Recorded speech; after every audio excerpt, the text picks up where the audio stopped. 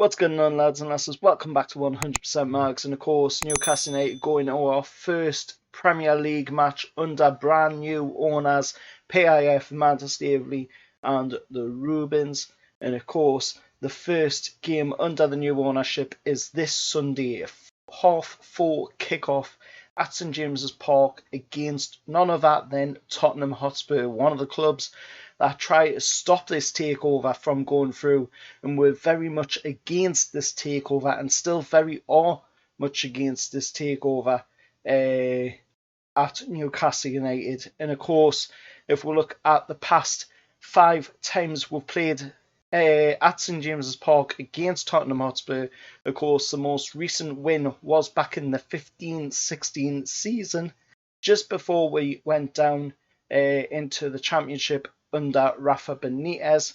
Of course, that was a 5-1 win. Gini Wijnaldum picking up a double, Mitrovic scoring in the game, Daryl Janmaat scoring in the game, and of course Aarons also scoring in the game as well.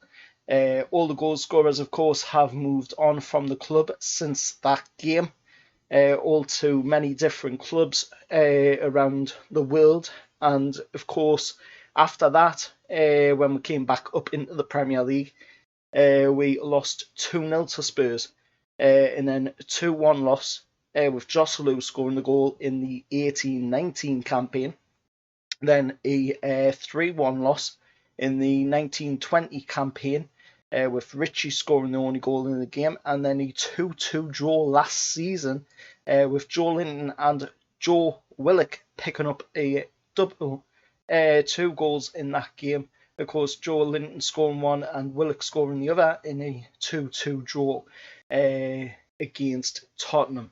Now, looking at what say going into the game, we'll start with the Tottenham side first going into the game. So Tottenham, of course, are going to be without Ryan Sessegnon. They're going to be without Steven Bergwijn as well, who remain out.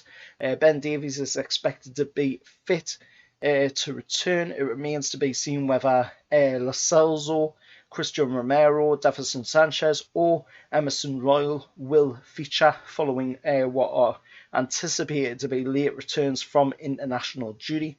And of course, they were many people looking at this game, and expecting, Newcastle go into this one and it be a pretty difficult game as well.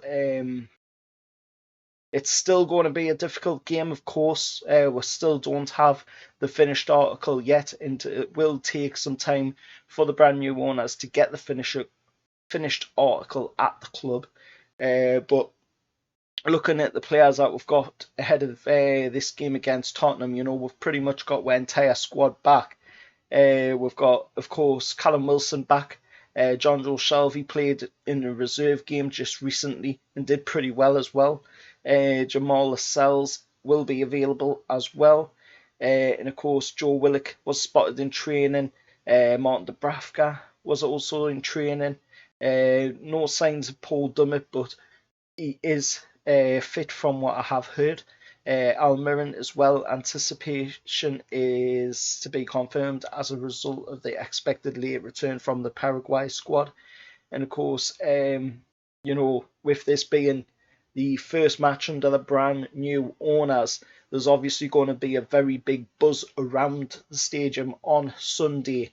And of course, that buzz will be down to the fact, that we finally don't have the parasite at the club anymore. He will not be mentioned, but we do not have the parasite at the club anymore. Of course, a welcome return to a crowd favourite as well in War Flags, who of course are going to be putting on a flag display, as they did say, they would return once that parasite had left the club. And of course, it'll be the first time since the home game against Liverpool in May of 2019 that War Flags has done a display at St James's Park, and it's going to be a sellout St James's Park as well. And we're going to see that a lot more often as well, sellout games in the Premier League now that that parasite has gone from the club. And of course, It's going to be absolutely fantastic. It's going to be a wild ride, and for all the good reasons this time around. And I can't wait for January to come and see, what we'll be bringing in the window. And of course, I can't wait to see, who the new owners are going to pick as our director of football and our manager as well. I'm sure they'll be wanting to bring in a director of football first. So then, that director of football can pick the manager who is going to work much better in a much better relationship with the director of football as well. There's many names being linked with the job. 165 managers have been linked with this job since, of course, we got taken over, and over 50,000 players have been linked to Newcastle as well. That just shows you, how much interest is around St James's Park at this moment in time. And of course, there's been some very big names in the managerial game being linked to Newcastle. Antonio Conte, Zinedine Zidane, Frank Lampard, Steven Gerrard, Brendan Rodgers. There's been so many big names linked to the job. And of course, we've just got to wait and see what happens, with the manager. It's up to the owners. I'm sure, like I just said, they'll want to bring a director of football in. Ralph Ragnick is one of the people that they've been talking about. He's even said, he would like to manage Newcastle to the end of the season, then take a step upstairs into the director of football role, and then throw off a couple of managers off of his shortlist, the likes of Jurgen Klopp, Junior Nagelsmann, Lucien Favreau as well. So many big names being linked with the job, but we've just got to wait and see what happens, and hopefully we can get a win on Sunday against Spurs at St James's Park, and hopefully the first win of the season as well, as it's our 8th attempt this season to get a win on the board, because we still haven't done it yet in the past 8 games if you put the Carabao Cup into that as well. So it would be our 9th attempt. If you wanted to add the Carabao Cup into that, would be our 9th attempt to try and get a win this season. But 8th if you're just going by the league. Let us know your thoughts anyway down in the comments below. Big massive thank you as well to everybody that has subscribed to the channel over the past few weeks, months as well. It's really appreciated. I don't take it for granted, at the end of the day.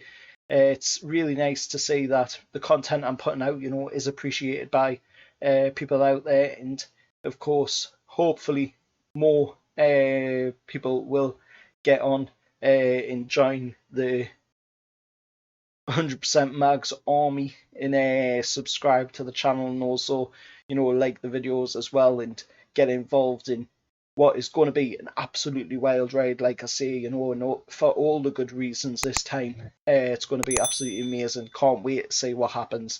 Till next time, I'll see you all there, and how are the lads?